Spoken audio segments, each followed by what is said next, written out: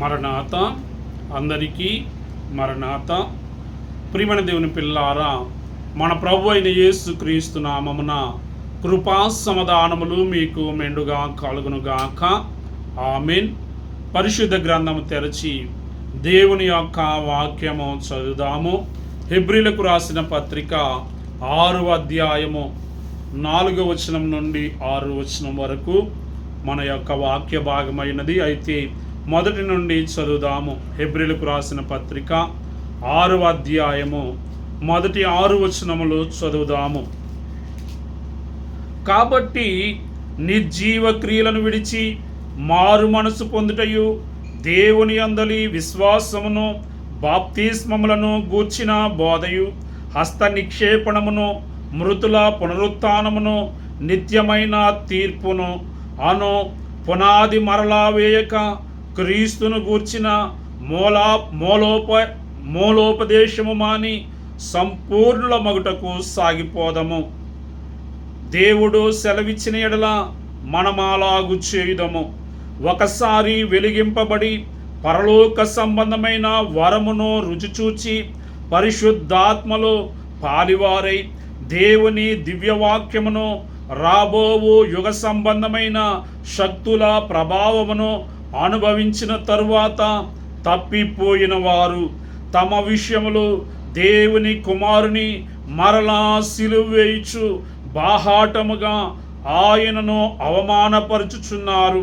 గనుక వారు మారు మనస్సు పొందినట్లు అట్టి వారిని మరలా నూతన పరచుట అసాధ్యము. ఆమేన్.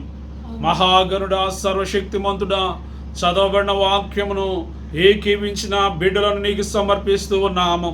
మీరు ఈ వాక్యము ద్వారా నీ బిడ్డలతో మాట్లాడి బలపరచుము. త్వరలో ఆకాశ మండలానికి వరుడుగా వచ్చుచున్న యేసుక్రీస్తు నామమున అడిగి వేడుకొనుచున్నాము తండ్రి. ఆమేన్. ప్రియమైన దేవుని పిల్లలారా, పరిశుద్ధ గ్రంథములో మనము చూసినప్పుడు అనేకమైన మాటలు మనకు కనబడుతూ ఉన్నాయి.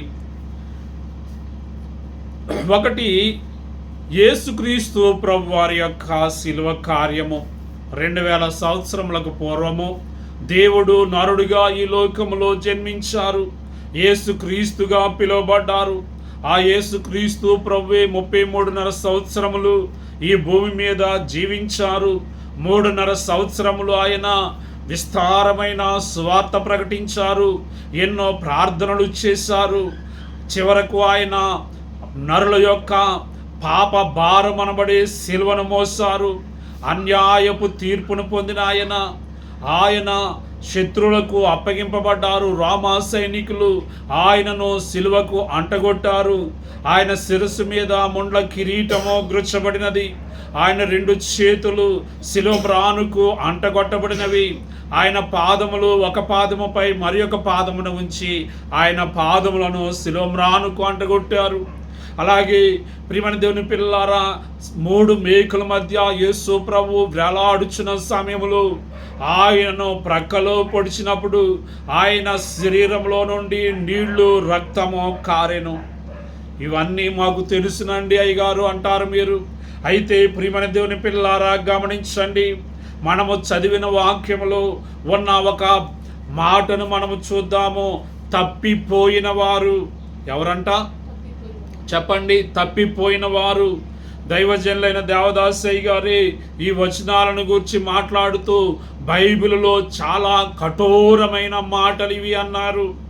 ఏ మాటలయ్యా అంటే, ఒకసారి వెలిగింపబడి పరలోక సంబంధమైన వరమును రుచిచూచి పరిశుద్ధాత్మలో పాలివారై దేవుని దివ్యవాక్యమును, రాబోవు యుగ సంబంధమైన శక్తుల ప్రభావమును అనుసరించిన తరువాత తప్పిపోయిన వారు. ఎవరంట వీరు? తప్పిపోయిన వారు తమ విషయములో దేవుని కుమారుని మరలా సిలువ వేయుచు బాహాటముగా ఆయనను అవమానపరచుచున్నారు. ఏమి చేయుచున్నారు? తప్పిపోయిన వారు 1 యేసుక్రీస్తు ప్రభువును మరలా సిలువ వేస్తూ ఉన్నారు. 2 బాహాటముగా ఆయనను అవమానపరచుచున్నారు. ఇదే పరిశుద్ధ గ్రంథంలో మనం చూస్తే కొన్ని మాటలు మనకు కనబడుతూ ఉన్నాయి. ఒకటి సిలువ వ్యర్థమగుట. చెప్పండి, ఒకటి సిలువ వ్యర్థమగుట. రెండు మరలా సిలువ వేయుట. మూడు సిలువకు శత్రువులుగా జీవించుట. ప్రియమైన దేవుని పిల్లలు, ఎవరైతే యేసుక్రీస్తుని గురించి తెలిసి కూడా ఆయనను అంగీకరించలేదు, యేసు రక్తములో కడగబడలేదు, ఎవరైతే పరిశుద్ధపరచబడలేదు, వారి నిమిత్తము సిలువ వ్యర్థమగుచున్నదని భక్తుడు అంటూ ఉన్నాడు.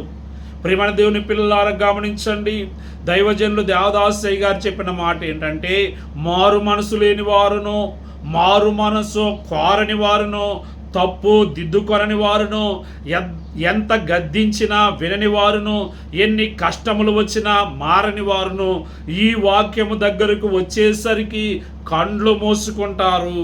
ఏం చేస్తారంట? కండ్లు మూసుకుంటారు. కొంతమంది చెవులు మూసుకుంటారు. దేవుని సన్నిధిలో కూర్చున్నట్టుగానే ఉంటారు కానీ దేవుని వైపు చూడరు. ప్రియమైన దేవుని పిల్లారా, దేవుని మందిరానికి వస్తారు కానీ దేవుని యొక్క వాక్యమును శ్రద్ధగా వినరు. దేవుడు నాతోనే మాట్లాడుచున్నారు అని అనేకులు గ్రహింపరు. దీనిని చెవులు మూసుకొనట అన్నారు. మనము ప్రకటన గ్రంథంలో చూస్తే చెవి గలవాడు ఆత్మ చెప్పుచున్న సంగతులు గ్రహించునుగా కాని వ్రాయబడి ఉన్నది. దైవజనులైన దేవదాసయ్య గారే ఒక ప్రార్థన చేసుకోమన్నారు. దేవా, నిన్ను చూచే కనులు నాకు దయచేయుము. దేవా, నీ యొక్క స్వరమును వినే చెవులు నాకు దయచేయుము. అయితే ఎవరైతే మారు మనసు కోరుకోరో, ఎవరైతే మారు మనసు లేనివారుగా ఉన్నారో వారి యొక్క ఆత్మ సంబంధమైన నేత్రములు, ఆత్మ సంబంధమైన చెవులు మూసివేయబడుతూ ఉన్నాయి. అందుకే అనేకులు వాక్యము ఎన్నో సంవత్సరాల నుండి వింటూ ఉన్న మార్పు లేని వారుగా ఉంటూ ఉన్నారు. ప్రియమైన దేవుని పిల్లలారు గమనించండి, నేటి కాలంలో మనం చూస్తే అనేకులు యేసును గూర్చి తెలుసుకుంటూ ఉన్నారు కానీ యేసుక్రీస్తు ప్రభువును స్వంత రక్షకుడిగా అంగీకరించుటలేదు. భక్తులు పాడిన కీర్తనలో ఈ విధముగా వ్రాయబడి ఉన్నది. యేసుని విషయాలు ఎరుగాని మానవులు ఎచటానుండారాని తెలుసోనా. యేసుని విషయాలు ఎరుగాని మానవులు ఎచటానుండారాని తెలుసునా. యేసులో చేరాని ఎందరో యుందురు, ఇది ఏ నా దుఃఖమో తెలుసునా, ఇది ఏ నీ దుఃఖమో తెలుసునా. ప్రియమైన దేవుని పిల్లలు, ఒకటి యేసు ప్రభువును అంగీకరించని వారి వలన యేసు ప్రభు వారికి సిలువ. అయితే ప్రియమైన దేవుని పిల్లలు, కొంతమంది యేసు ప్రభు వారిని అంగీకరించి నీటి బాప్తిస్మాన్ని పొంది, పరిశుద్ధాత్మ బాప్తిస్మాన్ని పొంది, క్రీస్తు కొరకు సాక్షులుగా జీవించి అనేక చోట్లకు వెళ్ళి క్రీస్తును గూర్చి ప్రకటించి మరలా పాపములోనికి పడిపోతూ ఉంటారు, చీకటిలోనికి వెళ్ళిపోతూ ఉంటారు, అజ్ఞాన కాలములోనికి వెళ్ళిపోతూ ఉంటారు. వారు క్రీస్తు ప్రభువును మరలా సిలువ వేస్తూ ఉన్నారని వాక్యము తెలియజేస్తూ ఉన్నది. ప్రియమైన దేవుని పిల్లారా, 2000 సంవత్సరములకు పూర్వము యేసు ప్రభు ఈ లోకములో జన్మించారు. ఆయన తనకు తానుగా మరింత వేదన పడి ప్రార్థన చేయుచుండగా ఆయన శరీరములో నుండి రక్తము నేలపడుచున్న గొప్ప రక్త బిందువుల వలె ఆయను. అలాగే యేసు ప్రభు వారికి ఒకటి బహిరంగ శరీరమునకు శ్రమ, ఒకటి ఆయన శరీరానికి శ్రమ, రెండు ఆయన మనస్సునకు శ్రమ లేక వేదన. మనము చదివాం కదా ఇప్పుడే, ఆయన మరింత వేదన పడి ఆతురముగా ప్రార్థన చేశారు. ఒకటి శరీరానికి శ్రమ, రెండు మనస్సునకు శ్రమ, మూడవది ప్రియమైన దేవుని పిల్లల ఆయనకు బాహాటముగా కలిగిన అవమానము. ఏమిటి చెప్పండి? అవమానము. ప్రియమైన దేవుని పిల్లలు, యేసుక్రీస్తు ప్రభువే శిలువ మీద వేలాడుతూ ఉండగా కూడా ఆయనను అవమానపరిచి ఉన్నారు, హేళన చేసి ఉన్నారు, గేలి చేసి ఉన్నారు. ప్రియమైన దేవుని పిల్లలు, ఈ సంగతి మీరు గ్రహించారా? మత్తయి సువార్త 27వ అధ్యాయము, మత్తయి సువార్త 27వ అధ్యాయము, మత్తయి సువార్త 27వ అధ్యాయము 41వ వచనం నుండి మనం చదివినప్పుడు, అలాగే శాస్త్రులను, పెద్దలను, ప్రధాన యాజకులను కూడా ఆయనను అపహసించుచు, వీడు ఇతరులను రక్షించెను, తన్ను తానే రక్షించుకొనలేడు, ఇశ్రాయేలు రాజు గదా, ఇప్పుడు శిలువ మీద నుండి దిగిన ఎడల వాని నమ్ముదము, వాడు దేవుని యందు విశ్వాసముంచెను, నేను దేవుని కుమారుడనని చెప్పెను గనుక ఆయనకిష్టుడైతే ఆయన ఇప్పుడు వానిని తప్పించునని చెప్పిరి. అయితే క్షమించండి, ఆయనతో కూడా సిలువ వేయబడిన బందిపోటు దొంగలను అలాగే ఆయనను నిందించిరి. ఏం చేయబడ్డారు? యేసు ప్రభువారు నిందించబడ్డారు, అవమానపరచబడ్డారు, హేళన చేయబడ్డారు, గేలి చేయబడ్డారు. ఇదంతా బాహాటముగా ఆయనకు కలిగిన అవమానము. అయితే ప్రియమైన దేవుని పిల్లల, హెబ్రీలకు రాసిన పత్రిక ఏమంటుందంటే, యేసు ప్రభువే నీ కొరకు, నా కొరకు ఆ యొక్క అవమానమును నిర్లక్ష్య పెట్టారు. చదువుదాము హెబ్రీలకు రాసిన పత్రిక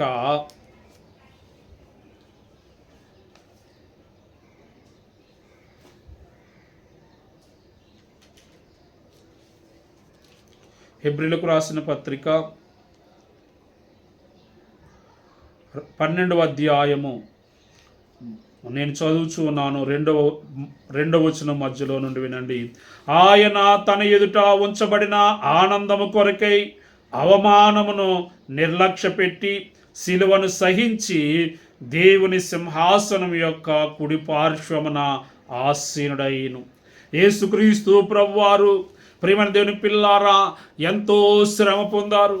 లోక పాపములు అనబడే శిలువను మోసారు, శిలువకు అంటగొట్టబడ్డారు. ఆయన 3 మేకుల మధ్య వేలాడదీయబడ్డారు. ఆయన ప్రక్కలో బళ్ళెంబుతో పొడిచి ఉన్నారు. ఆయన శరీరమును కొరడాలతో చీల్చి ఉన్నారు. ఇదంతా ఆయన శరీరమునకు కలిగిన శ్రమ. అయితే ఆయన మనస్సునకు కూడా బాధ కలిగింది, ఆయన మనస్సునకు కూడా వేదన కలిగింది. ప్రియమైన దేవుని పిల్లారా గమనించండి, మనము లూకాసు వార్తలో 22వ అధ్యాయంలో చదువుతాము. ఆయన మరింత వేదన పడి ఆతురముగా ప్రార్థన చేసెను. అలాగే హెబ్రీలకు రాసిన పత్రికలో రాయబడినట్టు ఆయన శరీరధారి అయ్యున్న దినములలో కన్నేళ్లతోనూ మహారోదనముతోనూ ప్రార్థనలు, విజ్ఞాపనలు చేసి ఉన్నారు. ప్రియమైన దేవుని పిల్లారా, 1 శరీరమునకు శ్రమ, 2 మనస్సునకు బాధ, 3వది ఆయనకు బహిరంగముగా కలిగిన అవమానము, బహిరంగముగా కలిగిన బాహాటముగా కలిగిన అవమానమును. అయితే దీనిని అంతటినీ యేసుక్రీస్తు ప్రభువారు నీ కొరకు, నా కొరకు సహించారు, అవమానమును నిర్లక్ష్య పెట్టారు.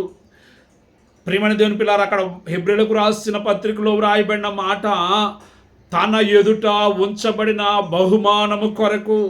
ఆ బహుమానము ఏమిటయ్యా అంటే పరిశుద్ధ పరచబడిన నరుడు.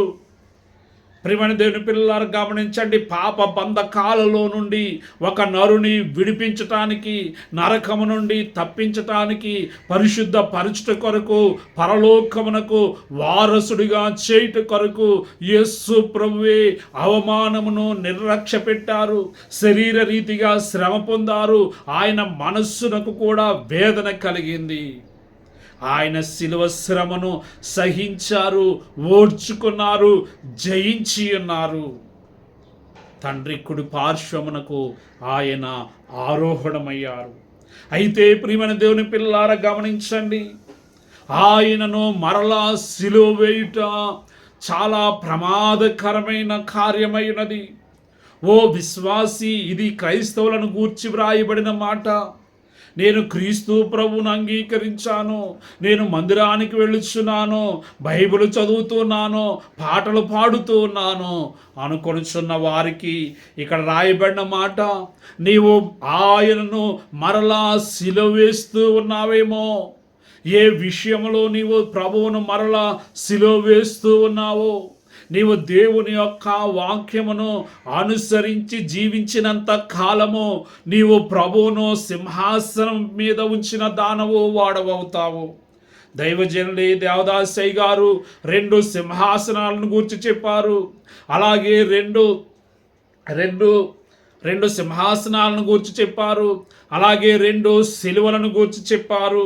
ప్రియమైన దేవుని పిల్లారా గమనించండి, తెల్లకాయ ప్రియమైన దేవుని పిల్లారా, ఒకటి ప్రభు యొక్క సిలువ, 2 విశ్వాసి యొక్క సిలువ. 1 ప్రభు యొక్క సింహాసనము, 2 విశ్వాసి యొక్క సింహాసనము. ప్రియమైన దేవుని పిల్లారా గమనించండి, 1 ప్రభు యొక్క సిలువ, 2 విశ్వాసి యొక్క సిలువ. 1 ప్రభు యొక్క సింహాసనము, 2 విశ్వాసి యొక్క సింహాసనము. ప్రియమైన దేవుని పిల్లారా, దైవజనులు తెలియచేసిన విషయం ఏమిటయ్యా అంటే, ఒక విశ్వాసి పరిశుద్ధుడిగా జీవించినప్పుడు ఆ విశ్వాసికి కొన్ని శ్రమలు వచ్చును. అది విశ్వాసి యొక్క సిలువ. నీవు పరిశుద్ధంగా జీవించటాన్ని బట్టి, క్రీస్తు సువార్తను ప్రకటించటాన్ని బట్టి, క్రీస్తు కొరకు సాక్షిగా జీవించటాన్ని బట్టి నీకు శ్రమలు వస్తాయి. అది ఏ సిలువ చెప్పండి? విశ్వాసి యొక్క సిలువ. అయితే ఈ విశ్వాసి ఆ శిలువ మీద ఉన్నంతసేపు ఆ విశ్వాసిని బట్టి ప్రభు ఎక్కడ ఉంటారంట? సింహాసనం పైన ఉంటారు. ఎక్కడుంటారు? సింహాసనం పైన ఉంటారు. అయితే ఈ విశ్వాసి కనుక ఏదో ఒక విషయంలో లేక కొన్ని విషయాల్లో దేవునికి వ్యతిరేకముగా జీవించినప్పుడు ప్రభువు మరలా సిలువ వేయబడుచు ఉన్నారు. ఏం చేయబడుతున్నారు? మరలా సిలువ వేయబడుతున్నారు. ప్రియమైన దేవుని పిల్లలు, మీరు ప్రకటన గ్రంథంలో చూచినట్లయితే ప్రభువు ఆ యొక్క ఎఫెసీ సంఘమును గురించి మాట్లాడుతూ, నీలో ఒక తప్పిదము ఉన్నది అనే తప్పు నీ మీద మోపవలనని అన్నారు. అయితే ఆ ఒక్క తప్పే కదా, పర్వాలేదులే అనలేదు. ఒకసారి చదవండి ప్రియమైన దేవుని పిల్లల ప్రకటన గ్రంథము 2వ అధ్యాయము చదవండి ఒకసారి. ఒక్క తప్పే కదా, పర్వాలేదన్నారా? లేక ఆ తప్పును సరిచేసుకోమన్నారా? ఆ తప్పిదాన్ని విడిచిపెట్టమన్నారా? ప్రకటన గ్రంథము 2వ అధ్యాయము,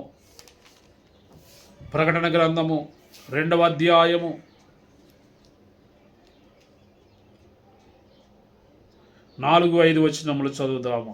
అయినను మొదట నీకుండిన ప్రేమను నీవు వదిలితివని. నేను చదువుతానండి. అయినను మొదట నీకుండిన ప్రేమను నీవు వదిలితివని నేను నీ మీద తప్పు ఒకటి మోపవలసి ఉన్నది. నీవు ఏ స్థితిలో నుండి పడితివో అది జ్ఞాపకము చేసుకొని మారు మనసు పొంది ఆ మొదటి క్రియలను చేయము. అట్లు చేసి నీవు మారు మనసు పొందితేనే సరి. లేని ఎడల నేను నీ యొద్దకు వచ్చి నీ దీపస్తంభమును దాని చోట నుండి తీసివేతును.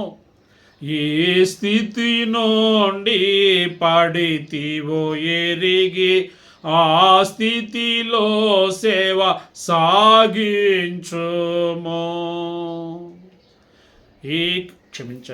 ఏకాంత స్థలము కోరుము, దేవుని ప్రార్థింప ఏకాంత స్థలము చేరుము. చిన్న పాపమైన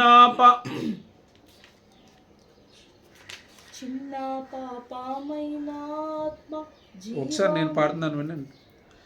చిన్న పాపమైన ఆత్మ జీవమున్ తగ్గించుచుండు.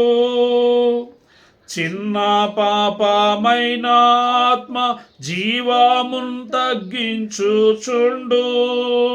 చిన్ని చిల్లి పాత్ర నీటిన్ చివరాకు లేకుండా చేయును. ప్రియమైన దేవుని పిల్లలు, ఒక కొండ ఉందనుకోండి, ఒక స్త్రీ ఆ యొక్క ఆ యొక్క కొండలో నీళ్లు మోసుకుంటూ వస్తూ ఉంది. ఆకతాయిగా ఎవరైనా పిల్లవాడు ఆ కొండకు ఒక రాయి పెట్టుకొట్టాడు అనుకోండి, ఆ కొండకు చిన్న చిల్లు అవుతుంది. మొట్టమొదట కొంచెమే నీళ్లు బయటకు వస్తాయి. కానీ ప్రియమైన దేవుని పిల్లలు, ఆమె ఇంటికి వెళ్ళేటప్పటికి ఆ కొంచెం అంతా ఆ యొక్క పాత్రలో ఉన్న నీరంతా పోతుంది. అలాగే ప్రియమైన దేవుని పిల్లారా, గమనించండి, నీవు కలిగి ఉన్న విశ్వాసం విషయంలో, నీవు కలిగి ఉన్న పరిశుద్ధత విషయంలో, నీవు కలిగి ఉన్న సత్క్రియల విషయంలో చాలా జాగ్రత్తగా ఉండాలి. ప్రియమైన దేవుని పిల్లారా, ఇక్కడ ప్రభువే ఆ యొక్క ఎఫెసీ సంఘంతో పలికారు, నీలో ఒక తప్పిదం ఉన్నదని, నేరము నీ మీద మోపవలసి ఉన్నదన్నారు. ఒక తప్పే పర్వాలేదులే అనలేదు. నీవు దానిని సరిచేసుకుంటే సరి గద్దింపు మాటలు.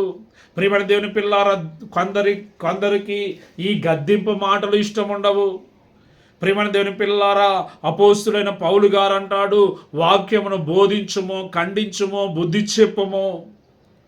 బుద్ధి చెప్పటానికి ప్రియమైన దేవుని పిల్లారా, నేటి కాల విశ్వాసులు బుద్ధి తెచ్చుకోవటానికి ఇష్టలుగా లేరు. మరి మీరు ఎలాగున్నారో ఒకసారి పరిశీలన చేసుకొనండి. ఈ యొక్క ఎఫెసీ సంఘముతో ప్రభు పలికినట్టుగా నీతో కూడా పలుకుతూ ఉన్నారేమో. నీవు అన్ని విషయాల్లో దేవుని ఎదుట యోగ్యమైన ప్రవర్తన కలిగి ఉన్నావో లేదో ఈ యొక్క శిల్వ శ్రమల కాలంలో ఒకసారి పరిశీలన చేసుకో. ప్రియమైన దేవుని పిల్లలు, ఎంతో గొప్ప గొప్ప భక్తులే ఈ సిలువను చూస్తూ కన్నీళ్లు కార్చి పాటలు పాడారు. ఒక భక్తుడు అంటాడు, తల వంచి సిగ్గునా నే చేయు నేరా మూలనెంతు నాలో నా. యేసుక్రీస్తు ప్రభువారి యొక్క శిలువ వైపు చూడాలి. ప్రియమైన దేవుని పిల్లారు, యేసు ప్రభువారి యొక్క పరిశుద్ధత వైపు చూడాలి. ఆయన పరిశుద్ధత ఎదుట మన పరిశుద్ధత ఎలాగున్నదో పరిశీలన చేసుకోవాలి. ఏ విషయంలో తప్పిపోయామో ఆ విషయాలను బట్టి ఆయన ఎదుట దుఃఖించి కన్నీళ్లు కార్చి పాప క్షమాపణ కోరాలి. ఒకసారి పాడేసేయండి. నాయన్న రాగది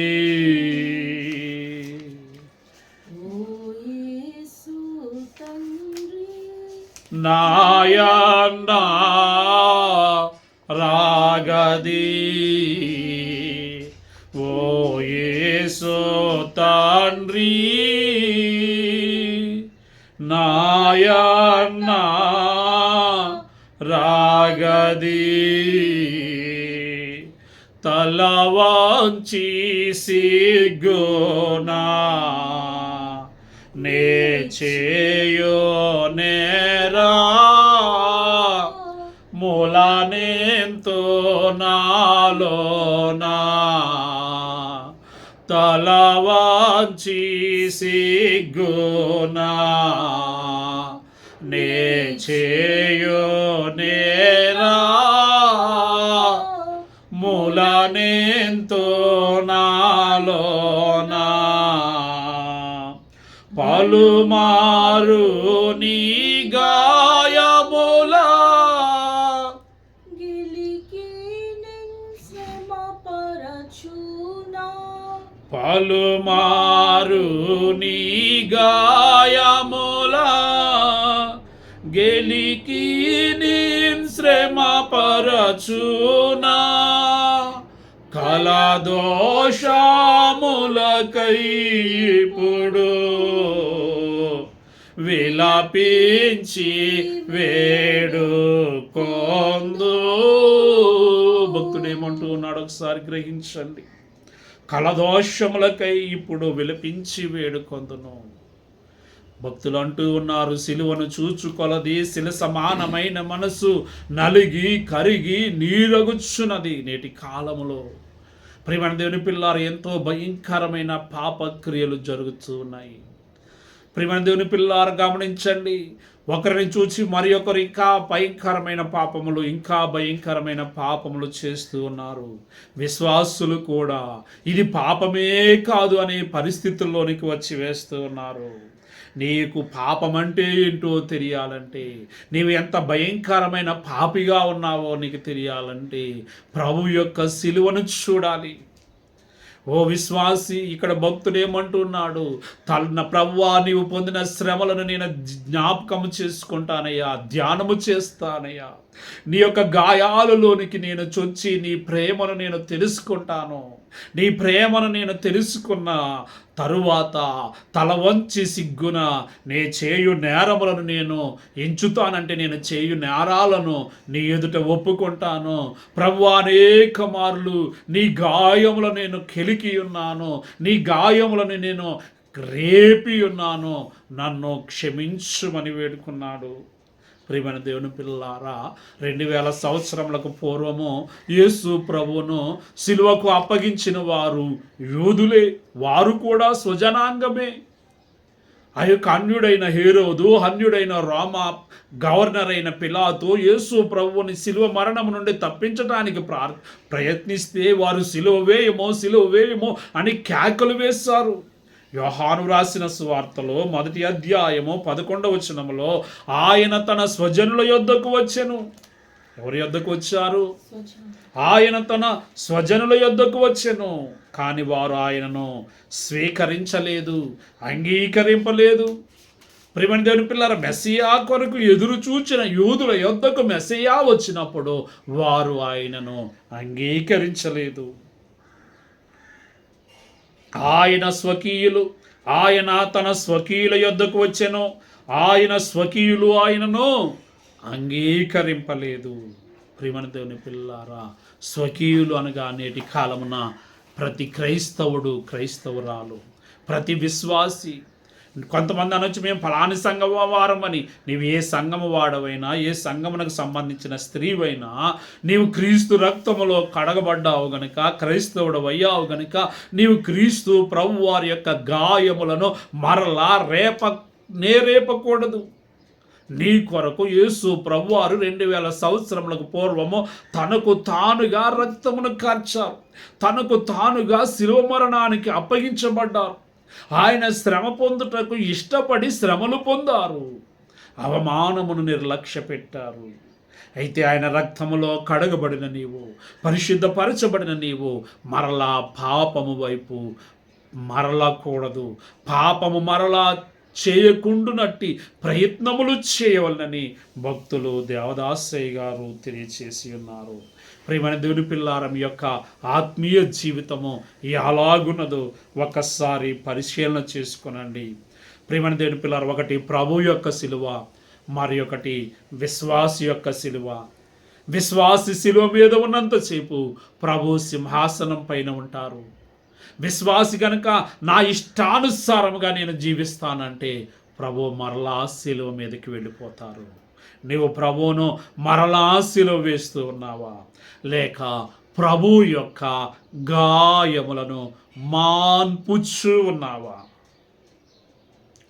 నా హృదయంబులోనికి నా ప్రభువ రమ్మయా, నా హృదయంబులోనికి నా ప్రభువ రమ్మయా. నీ మ్రాను మోసేదన్ ప్రభో రక్తంబు తుడిచేదన్, నీ మ్రాను మోసేదన్ ప్రభు రక్తంబు తుడిచేదన్. నీ రక్తమే నా ఆత్మకెంతో హాయిని జీవమునిచ్చెను, నీ రక్తమే నా ఆత్మకెంతో హాయిని జీవమునిచ్చెను. నా ఆత్మని కర్పింతును నా ప్రభువ రమ్మయా అంటూ ఆ భక్తుడు అంటాడు, నా హృదయంబులోనికి నా ప్రభువ రమ్మయా. నీ మ్రాను మోసేదన్ ప్రభు రక్తంబు తుడిచేదన్. ఏమంటున్నాడు ఈ భక్తుడు? ప్రభువా, నేను నీ మ్రాను మోసేదను, సువార్త కాడి నేను మోస్తాను, నీ గాయముల నుండి కార్చిన రక్తమును నేను తుడుస్తాను, నీ రక్తమును నీ గాయములను నేను కట్టుదును అంటూ ఉన్నాడు. నా హృదయములోనికి రమ్మని మీరు ఎప్పుడైనా ఆహ్వానించారా? నా కొరకు సిలువ వేయబడిన యేసు ప్రభువా, నా కొరకు రక్తము కార్చిన యేసు ప్రభువా, నా కొరకు గాయములు పొందిన యేసు ప్రభువా, నీకు స్తోత్రములయ్యా. ఇదిగో నా పాపాలను బట్టి నీకింత శ్రమ, నన్ను క్షమించుము. ఇదిగో నన్ను క్షమించుము, నన్ను క్షమించుము, పరిశుద్ధపరచుము. పరిశుద్ధపరచబడిన నా హృదయములోనికి వచ్చి వేయమని ఎప్పుడైనా ఆయనను మీరు ఆహ్వానించారా? మీ యొక్క హృదయం అనే సింహాసనం పైన ప్రభు ఆసీనుడుగా ఉన్నాడా? మీ యొక్క హృదయం అనే సింహాసనం పైన మీరు ప్రభు ఆశీనుడై ఉంటే మీరు ధన్యులు, మీరు ఆశీర్వదించబడిన వారు. ప్రియమైన దేవుని పిల్లారా, జకర్యా గ్రంథము 13వ అధ్యాయము 6వ వచనములో మనం చదివినప్పుడు, ప్రియమైన దేవుని పిల్లారా, అక్కడ ఒక మాట రాయబడింది, నా స్వజనుల యొద్ద. ఒకసారి చదవండి త్వరగా. నన్ను ప్రేమించిన వారి ఇంట నేనుండగా నాకు కలిగిన గాయములు అంటూ ఉన్నాడు భక్తుడు. 13వ అధ్యాయం 6వ వచనము. ప్రియమైన దేవుని పిల్లారా, ఇక్కడ రాయబడిన మాట చూడండి, నన్ను ప్రేమించిన వారి ఇంట నేనుండగా నాకు కలిగిన గాయములు. గమనించండి, యేసు ప్రభు వారు ఎవరింటికి వచ్చారంట? ఎవరింటికి వచ్చారు? ప్రేమించిన వారి ఇంటికి. ఎవరైతే ఆయన రక్తములో కడగబడ్డామో, మేము పరిశుద్ధపరచబడ్డామో, పవిత్రముగా జీవిస్తున్నామంటున్నారో వారు ప్రభువును ప్రేమించిన వారు. అయితే ఈ ప్రభువును ప్రేమించిన వారి ఇంటికి ఆయన వచ్చినప్పుడు ఆయనను గాయపరచటము ఎంతవరకు న్యాయము? ప్రియమైన దేవుని పిల్లారు, కొన్ని క్రైస్తవ కుటుంబాల్లో పుట్టినరోజు పండుగలు జరిగితే స్తుతి కూడిక ఉండదు. దేవుడు చేసిన మేలులను బట్టి స్తుతింపరు. వివాహాల సమయంలో దేవునికి వ్యతిరేకమైన కార్యక్రమాలు చేస్తూ ఉంటారు. దేవుడు ఎంతైనా గొప్ప మేలు చేసినప్పుడు స్తుతి కూడిక పెట్టుకోకుండా లోకస్తులతో కలిసి వారందరూ కూడా లోక సంబంధమైన విలాస కార్యక్రమాలు చేస్తూ ఉంటారు. ఇవన్నీ యేసు ప్రభువును మరలా సిలువ వేయట కాదా? ఆదివారం ఆరాధనకు రాకపోవటం సిలువ వేయట కాదా? ప్రియమైన దేవుని పిల్లార, సువార్త ప్రకటించకపోవటం సిలువ వేయట కాదా? చాలామంది ఏమంటారంటే, అది పాస్టర్ గారి పనండి, ఫలాని వారి పనండి సువార్త చెప్పటం. సాక్ష్యము చెప్పవలసిన బాధ్యత నీ మీద ఉన్నది. ఓ విశ్వాసి, ఈ మాట నీవు గ్రహించు. ఒక భక్తుడు రాస్తాడు కదా, క్రైస్తవుండా కదలి రావయ్యా, కలుషాత్ములకు ఈ సిలువ సువార్త ప్రకటించవయ్యా. ఎంతకాలము నువ్వు మూలనుంటావు? క్రైస్తవుండా కదలి రావయ్యా, కలుషాత్ములకు ఈ సిలువ శక్తిని చాటవేమయ్యా. క్రైస్తవుండా కదలి రావయ్యా, కలుషాత్ములకు ఈ సిలువ శక్తిని చాటవేమయ్యా. ఎండవానాలనియు జడిసి ఎంత కాలము మూలనొందువో. ఎండవానాలనియు జడిసి ఎంత కాలము మూలనొందువో. కండలను ప్రేమింతువేమన్నా, ఈ మంటి కాండాలు ఎంత పెంచిన ప్రియమైన దేవుని పిల్లలు, చాలా మంది ఎండని, వానని, లేకపోతే నిద్రపోవాలని, అన్నం తినాలని, ఇది చేయాలని, అది చేయాలని సువార్త ప్రకటించరు. వీరు కూడా ప్రభు యొక్క గాయాలు రేపుతున్నారని వాక్యం చెప్తా ఉంది. ప్రియమైన దేవుని పిల్లలు, ఎంత కాలం నీ కండలు ప్రేమిస్తావు అంటే శరీరాన్ని నీవెంత కాలం ప్రేమిస్తావు, నువ్వెంత ప్రేమించినా ఎంతకాలం ఈ శరీరాన్ని ప్రేమించిన, ఎంత సుందరంగా సౌందర్యంగా నీవు తయారు చేసినా ఈ శరీరం ఒకనొక రోజున మట్టిలో కలిసిపోవలసిందే. కాబట్టి శరీర కార్యముల వైపు మీ మనసు కాదు, ఆత్మ కార్యముల వైపు మీ మనస్సు నుంచండి. పైనున్న వాటినే మీరు వెదకండి అని భక్తులు తెలియచేస్తున్నారు. ఆత్మానుసారులు ఆత్మ విషయముల యందు, శరీరానుసారులు శరీర విషయముల యందు మనస్సునుంతురన్నప్పుడు మరి మీరు ఆత్మానుసారంగా జీవిస్తూ ఉన్నారా? మీరు పరిశుద్ధాత్మ శక్తి చేత నింపబడి పరిశుద్ధాత్మ శక్తి చేత నడిపింపబడిన ఎడల మీరు ప్రభు యొక్క గాయములను మాన్పువారై ఉన్నారు, కట్టువారై ఉన్నారు.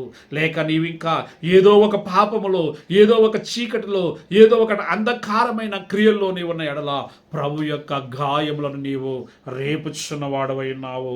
మరి మీరు ఏ పరిస్థితుల్లో ఉన్నారో మిమ్మల్ని మీరే పరిశీలన చేసుకోనండి. భక్తుడు అంటున్నాడు, సిలువను చూచుకొలది శిల సమానమైన మనసు నలిగి కరిగి నీరగును. ప్రియమైన దేవుని పిల్లారా, నోట నుండి అబద్ధపు మాటలు మాట్లాడుట పాపం అని ఈ రోజున వాక్యం చెప్తుంటే అనేకులు అది పాపమే కాదు అంటూ ఉన్నారు. అది కూడా కఠినత్వమే.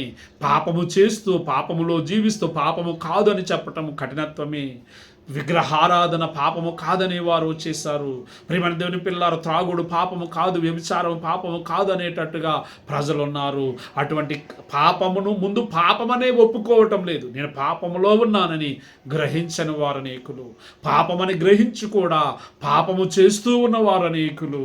నీవు ఏ స్థితిలో ఉన్నా నీలో పాపమున్న ఎడల ఇదే అనుకూల సమయము, ఇది ఏ రక్షణ దినమని నీవు శిలువ ఎదుట మోకరించాలి, కన్నీళ్లు కార్చాలి. ఎందుకంటే సిలువ యొద్దే నీ పాపముల నుండి నీకు విడుదల. సిలువను చూచు కొలది శిల సమానమైన మనసు, సిలువను చూచు కొలది శిల సమానమైన మనసు నలిగి కరిగి నీరగుచున్నది రా. నీ సిలువే నా శరణాయనురా. ప్రియమైన దేవుని పిల్లల, భక్తులను మనం అనుసరించాలి. భక్తుడు అంటూ ఉన్నాడు, సిలువను చూచుకొలది శిల సమానమైన మనసు నలిగి కరిగి నీరగుచున్నది. అందుకే మనం ఎప్పుడూ కూడా యేసుక్రీస్తు ప్రభు వారి యొక్క సిలువ ధ్యానము చేయాలి. అప్పుడే ఆయన ప్రేమ మనకు అర్థమవుతుంది. అప్పుడే ఆయన మన కొరకు ఎంత శ్రమ పొందారో మనకు అర్థమవుతుంది, ఎన్ని గాయాలు పొందారో మనకు అర్థమవుతుంది. అప్పుడే మనము మన పాపములను బట్టి దుఃఖించగలము. దైవజనులు దేవదాసయ్య గారు రాశారు కదా, యేసుక్రీస్తుని సిలువా ఎప్పుడు ధ్యానము చేయు మాసాతోమో సోదరా, కటకాట పాపాస కటమో బాపుటాకింత ఇటులో చీతివి సోదరా. ఎంత కఠిన హృదయంబైనా అటు చూచి తరచినా కరిగిపోవును సోదరా. ప్రియమైన దేవుని పిల్లలకు రాయబడిన మాట చూడండి, కటకట పాప సంకటము బాపుటకు ఎటులోర్చితివి ఓ యేసు ప్రభువా. ఎంత శ్రమ పొంది ఉన్నావు నా కొరకు, ఇన్ని శ్రమలు, ఇన్ని బాధలు, ఇన్ని వేదనలు ఎలాగూ సహించావని ఆయన సిలువ వైపు చూడాలి మనము. ఏంటంటే ఎంత కఠిన హృదయమైనా అటు చూచి తరచినా ఏమవుతుంది? కరిగిపోవును. గమనించండి ప్రియమైన దేవుని పిల్లలారా, గమనించండి. అపోస్తలుడైన పౌలు గారు అంటారు, తెలియక అవివేకము వలన చేసి తిని గనుక నేను క్షమింపబడి తిని. ప్రియమైన దేవుని పిల్లలారా గమనించండి, మీరు తెలిసి చేస్తే ప్రభువును మీరు బాహాటముగా అవమానపరుస్తూ ఉన్నారంట. ప్రియమైన దేవుని పిల్లలారా, రోమిలకు రాసిన పత్రిక 2వ అధ్యాయము 24 వచనం ఒకసారి చదువుదాము. రోమిలకు రాసిన పత్రిక 2వ అధ్యాయము 24 వచనం ఒకసారి చదువుదాము.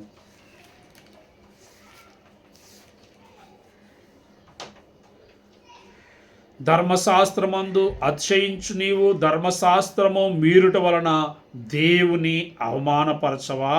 అవమానపరచదవా? వ్రాయబడిన ప్రకారము మిమ్మను బట్టియే గదా దేవుని నామము అన్యజనుల మధ్య దూషింపబడుచున్నది. ఎవరైతే ప్రియమైన దేవుని పిల్లలారు గమనించండి, విశ్వాసములో కొంతకాలము జీవించి మరలా సెలువు వేస్తున్నారు, వారికి ఈ దేవుని కంట అవమానము. ఎక్కడ అవమానము? అన్యజనుల ఎదుట ఆయనకు అవమానం.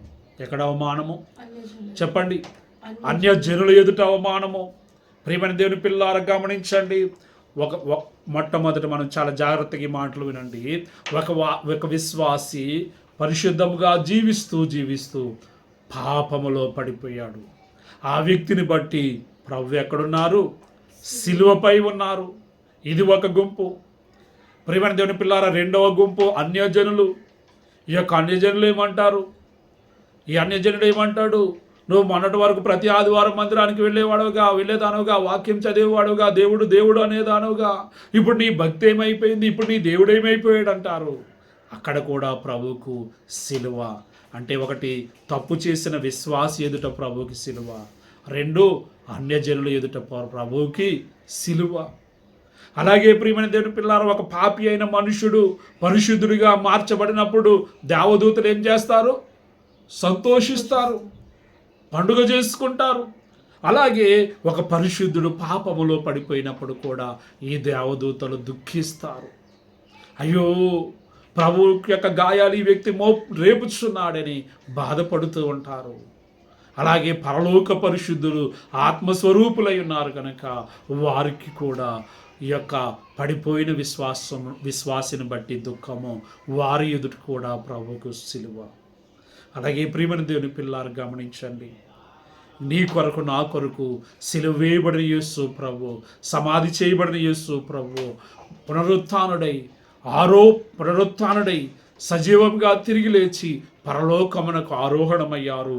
మహిమ శరీరముతో ప్రభు యొక్క ప్రక్కన ఉండి ఆయన విజ్ఞాపన ప్రార్థన చేస్తూ ఉన్నారు. మానవ శరీరంతో ఉన్న ఆయన తనకు తానుగా శ్రమ పొందారు.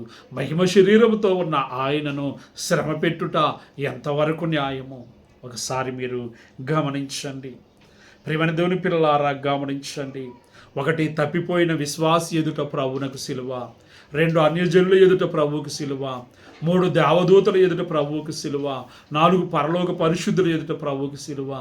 ప్రియమైన దేవుని పిల్లారా గమనించండి, ప్రభువును మరలా సిలువ వేసే వరుసలో మీరుండదు, కానీ ప్రభువా నన్ను క్షమించుము, నిన్ను మరలా సిలువ వేసి యున్న పాప జీవినయ్యో,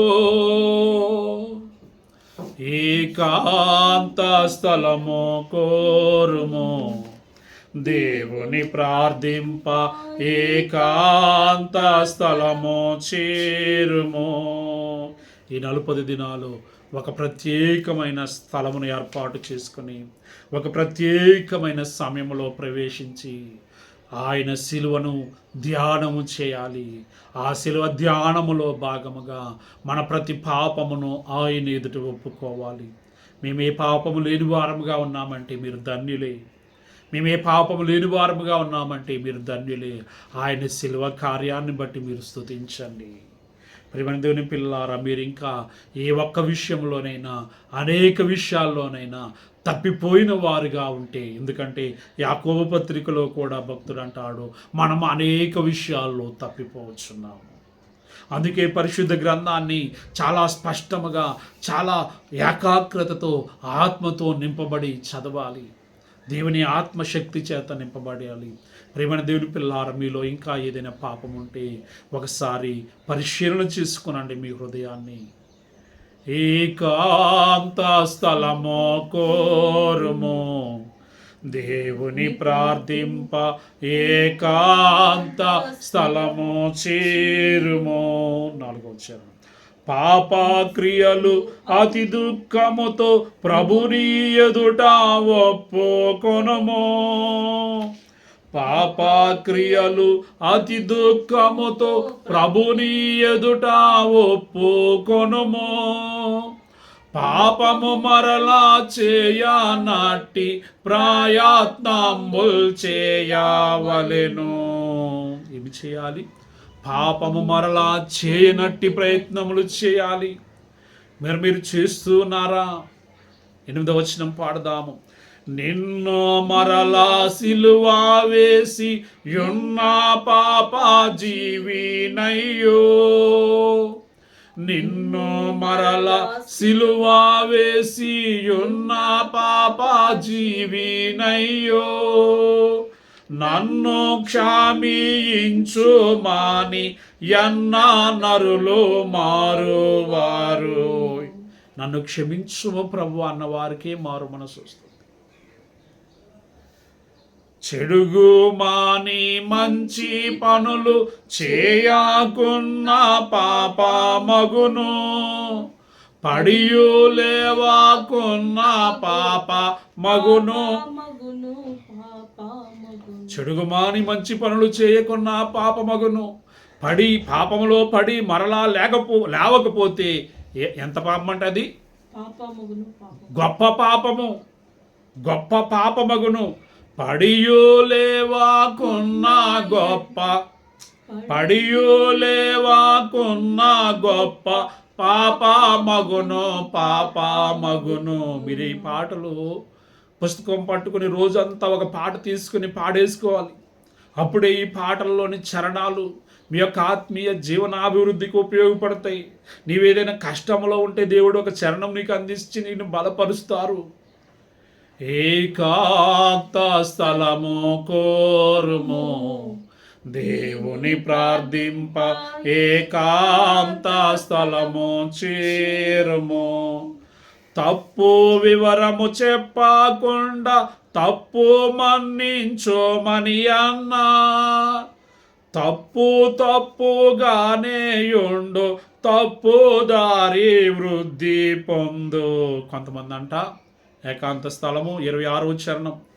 ప్రియమైన దేవుని పిల్లలు వినండి, జాగ్రత్తగా వినండి. తప్పు వివరము చెప్పకుండా తప్పు మన్నించుమని అన్నా, తప్పుగానే ఉండు, తప్పు దారి వృద్ధి పొందు. చాలామంది ప్రభు నన్ను క్షమించు పాపం చేశానంటారు, కానీ అది ఏ పాపమో ఒప్పుకోరు. ఏ పాపమో, దేవా నేను ఫలాని వారితో చెడు మాట మాట్లాడాను, ఆ తప్పును బట్టి నన్ను క్షమించుమని అడగారు.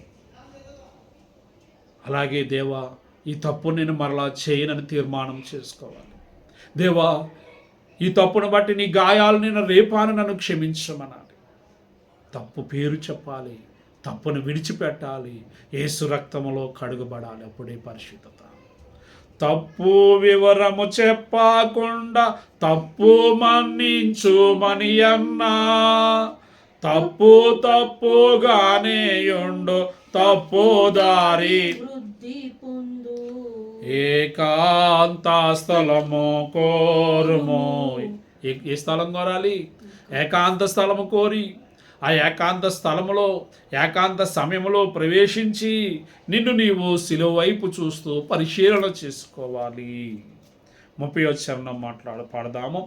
మోటో మాటలాడవద్దు, మోటో పనులు చేయవద్దు, చాటున చేసిన పాపములు సమయమప్పుడు బయలుపడును. బైబిల్లో ఒక మాట అంటుంది, మీరు చీకటిలో ఆ కాటక మీద ఎవరో చూడట్లేదని చేసిన పాపాలు దేవుడు వెలుగులో చూస్తూ ఉన్నాడంట. ఎవరికీ కనబడటం లేదనుకోవచ్చు, దేవుడికి కనబడుతుంది. ప్రియమైన దేవుని పిల్లలు గమనించండి.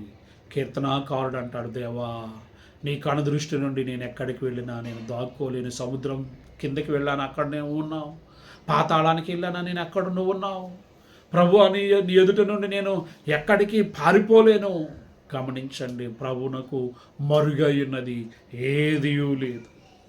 మోటు మాటలాడవద్దు, మోటు పనులు చేయవద్దు, చాటున చేసిన పాపములు సమయమప్పుడు బయలుపడును. ఏ పాపము నాకైనా పరులాకే శిక్షాయును రాకుండేను, నా పాపములకు శిక్ష కలుగునా ఎన్న అజ్ఞానమగును. కొంతమంది అంటారు వాళ్ళకి ఏమి శిక్ష రావట్లేదుగా, వాళ్ళు అన్యులుగా ఉన్నారు కదా, వారు ఎన్ని పాపాలు చేస్తూ ఉన్నారు కదా, నేను కూడా చేస్తానులే. గమనించండి, విశ్వాసిగా ఉన్న నీవు నీ విశ్వాసాన్ని కాపాడుకోవాలి. ఇంకా మనము 2 చరణాలు పాడుదాము, 45, 47, 51 చరణాలు. ఏకాంత స్థలము కోరుము, దేవుని ప్రార్థింప ఏకాంత స్థలము చేరుము, ఎప్పుడు చెడుగు నీలోనికి ఎగిరి వచ్చునో అప్పుడే, ఎప్పుడు చెడుగు నీలోనికి ఎగిరి వచ్చునో అప్పుడే నరక మార్గమందు అడుగు పెట్టిన వాడవగుదువు. ఏకాంత స్థలము కోరుము, దేవుని ప్రార్థింప ఏకాంత స్థలము చేరుము, చిన్న పాపమైన ఆత్మ జీవమున్ తగ్గించుచుండు, చిన్న పాపమైన ఆత్మ జీవమున్ తగ్గించుచుండు, చిన్ని చిల్లి పాత్ర నీటిని చివరకు లేకుండా చేయును. చిన్న చిల్లి పాత్రను చివరకు లేకుండా చేస్తుంది, అనగా పాత్రలో నీటిని లేకుండా చేస్తుంది అంటే చిన్న చిల్లి. గమనించండి, చిన్న పాపము పెద్ద పాపం అనేది కాదు, నీవు దేవునికి వ్యతిరేకముగా చేయుచున్న ప్రతి పాపము నా ఎదుట ఒప్పుకొనాలి, విడిచిపెట్టాలి. నరలోక పాపాలు చూడు, నరకమునకు నిన్ను దిగలాగు, నరలోక పాపాలు చూడు, నరకమునకు నిన్ను దిగలాగు, పరలోకము వైపు చూడు, పైకి నిన్ను ఎత్తుచుండు. నువ్వు ప్రభు వైపు చూస్తూ ఉండాలి, పరిశుద్ధత వైపు పరుగులెడుతూ ఉండాలి, ఆత్మ సంబంధమైన కార్యాలు చేస్తూ ఉండాలి, దేవుని యొక్క వాక్యము కొరకు పరుగులెత్తాలి. అప్పుడు నీవు పైకి ఎత్తబడతావు, పరలోక రాజ్యానికి చేర్చబడతావు. నీవు నరలోక పాపాల వైపు చూస్తూ ఉన్నావా, శరీరాశ నేత్రాశ జీవపు డంబము వైపు చూస్తూ ఉన్నావా? ప్రియమైన దేవుని పిల్లలారా గమనించండి, అపోస్తలుడైన పౌలు గారు అంటాడు, దేమ ఇహలోకమును ప్రేమించి ప్రేమించాడు? దేవుని వాక్యం వైపు మీరు మనస్సును పెట్టండి. ప్రియమైన దేవుని పిల్లలారు చాలా జాగ్రత్తగా ఉండండి. ఎంత భయంకరమైన మాటలు వ్రాయబడి ఉన్నావో, బైబిల్లో ఎన్నో ప్రేమ కలిగిన మాటలు రాయబడినాయి, అలాగే భయంకరమైన మాటలు కూడా రాయబడ్డాయి. దేమ కొంతకాలం అపోస్తులైన పౌలు గారితో కలిసి సువార్త ప్రకటించిన ఈ దేమ ఈ లోకాన్ని ప్రేమించి ఏమైపోయాడు? ఇహలోకమును విడిచి దేవుని సేవను విడిచిపెట్టి, క్షమించండి, ఇహలోకాన్ని ప్రేమించి దేవుని సేవకుడిని సేవను విడిచిపెట్టి వెళ్ళిపోయాడు. ప్రియమైన దేవుని పిల్లలారా గమనించండి, కొంతమంది ధనాన్ని దేవుడి కంటే ఎక్కువగా ప్రేమిస్తూ ఉంటారు. ధనము హెచ్చినను నీవు దానిని లక్ష్య పెట్టకు అంటే, కొంతకాలం క్రీస్తు ప్రభుతో జీవించిన తర్వాత, క్రీస్తు ప్రభు వారిని ఆశీర్వదించిన తర్వాత, ధనవంతులైన తర్వాత ఆ ధనాన్ని బట్టి వారు ఏం చేస్తూ ఉంటారు? దేవుని విడిచిపెడుతూ ఉంటారు. అందుకే ధనాన్ని ప్రేమించుకుని కొందరు దానిని ప్రేమించి తమ్మును తామే పొడుచుకున్నారు, దేవునికి దూరమైపోయారు. ఆ యొక్క ఇస్కరియోతు యోధాని సాక్ష్యము. గమనించండి, ఈ లోకము యొక్క ధనాన్ని ప్రేమించకూడదు, ఈ లోక శరీరాశలను, నేత్రాశలను, జీవపు డంబాన్ని ప్రేమించకూడదు. అన్నిటికంటే ఎక్కువగా ఇంకా చెప్పాలి అంటే ప్రతి విశ్వాసి తన ప్రాణము కంటే ఎక్కువగా ప్రభువును ప్రేమించాలి. అప్పుడే ఆ విశ్వాసి ప్రభువులోకి పరలోకములోనికి చేర్చబడతారు. ప్రభువు రాశారు కదా, ఆ యొక్క ఒక పాటలో కూడా ఉన్నమాట, ప్రియమైన దేవుని పిల్లారా, అన్నిటినీ విడిచి ప్రభు యొద్దకే రావాలి, ప్రభువును మాత్రమే ప్రేమించవలను. ఒకసారి ఆ చరణం కూడా చూద్దాము. ఏకాంత స్థలము కోరుమనే పాటలో ఉందా?